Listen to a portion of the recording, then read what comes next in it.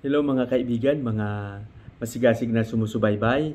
Mapagpalang araw ng Martes sa inyong lahat at nasa ika-14 na araw na tayo sa buwan ng Mayo.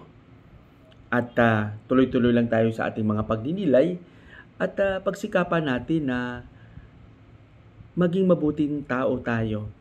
Lahat ng ating mga naririnig na mga bunga ng ating pagninilay, pagsikapan din natin na maipahayag ito sa ating mga kilos at sa ating mga gustong ipadama at ipakita sa usapin ng paglilingkod.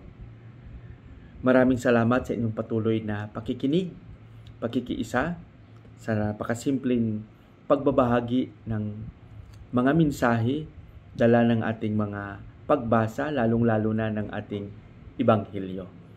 Ang inyong lingkod, Father Bob. Sa araw na ito, ang ating Ebanghelyo ay ibabahagi sa atin ni San Juan, Kapitulo 15, versikulo 9 hanggang 17. Dito sinabi ni Jesus, magmahalan kayo. Alam niyo, ito yung pinakasentro ng pagiging Kristiyano. Yung pagmamahalan sa isa't isa. Madali lang sabihin na mahal kita, pero napakahirap maipadama at maipakita ang pagmamahal na ito na nararamdaman natin sa ating puso at sa ating isipan. Na ang pagmamahal ay handang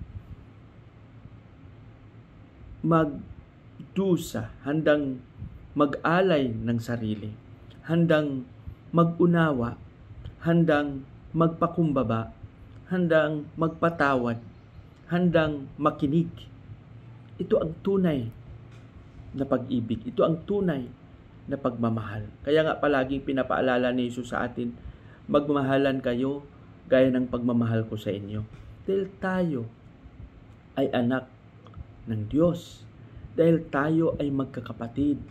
Dahil tayo ay mahal ng Panginoon. At kung mahal din natin ang Panginoon, sana pagsikapan natin na maipakita itong pagmamahal na ito. Hindi lang sa ating sarili, hindi lang sa ating mga kaibigan, hindi lang sa ating pamilya.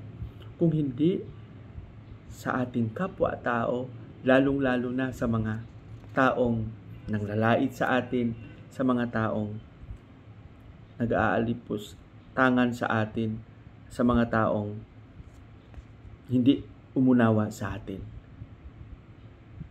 Maraming inutos si Jesus. At sa mga utos na ito, isa diyan ang utos na magmahalan kayo. Sana mga kapatid, kung may mga panahon na mahirap para sa atin, mahalin ang ating magulang, mahalin ang ating kapatid, o kaya mahalin ang ating sarili, pagsikapan natin. Humingi tayo ng kaliwanagan sa Panginoon at lakas upang matutunan nating mahalin ang mga taong hindi natin kayang mahalin. Amen? Patnubayan nawa tayo ng Panginoon. Sa ating panalangin, Panginoong Hesus, gaya ng sinabi mo, magmahalan kayo, gaya ng pagmamahal ko sa inyo. Turuan mo kaming magmahal. Turuan mo kaming maging tapat.